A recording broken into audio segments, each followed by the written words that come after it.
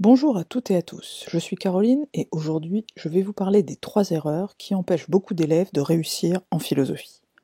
Je crois sincèrement que si vous apprenez à ne plus faire ces erreurs, vous pouvez déjà beaucoup vous améliorer et je vous réserve une surprise à la fin de cette vidéo. Première erreur qui empêche beaucoup d'élèves de progresser. Croire qu'il n'existe pas de méthode claire qui convienne pour tous les sujets et soit acceptée par tous les correcteurs.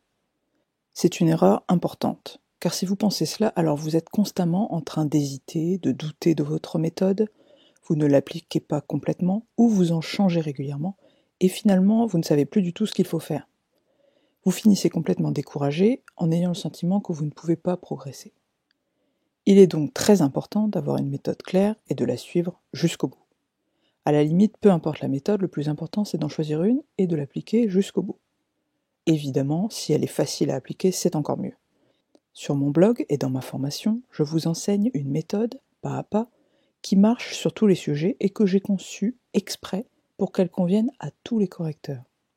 Vous avez sans doute remarqué qu'il y a souvent des désaccords entre les enseignants, et pourtant, quand on connaît ces désaccords, on remarque qu'il y a aussi des points qui mettent tout le monde d'accord. C'est en partant de ces points que j'ai construit ma méthode.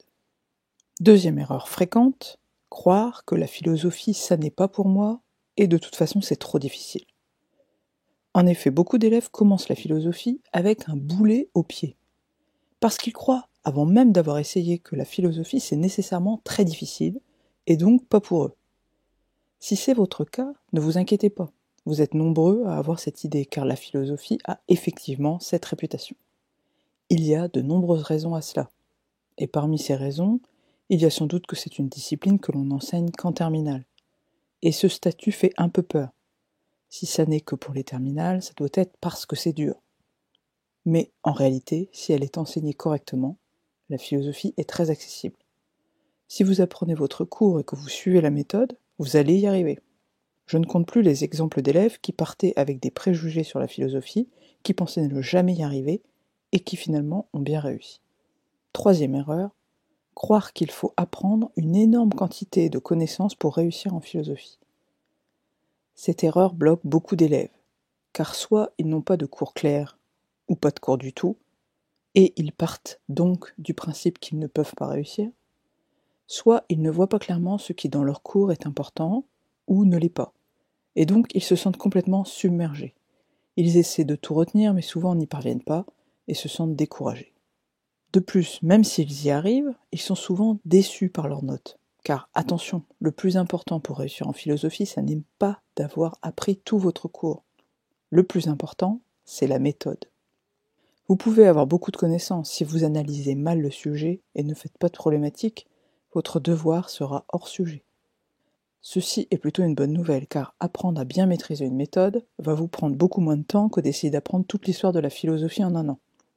Attention, pour autant, je ne suis pas en train de vous dire qu'il ne faut pas avoir de connaissances et maîtriser des philosophes. Il faut, mais vous pouvez très bien réussir en apprenant seulement quelques auteurs et quelques thèses centrales par notion.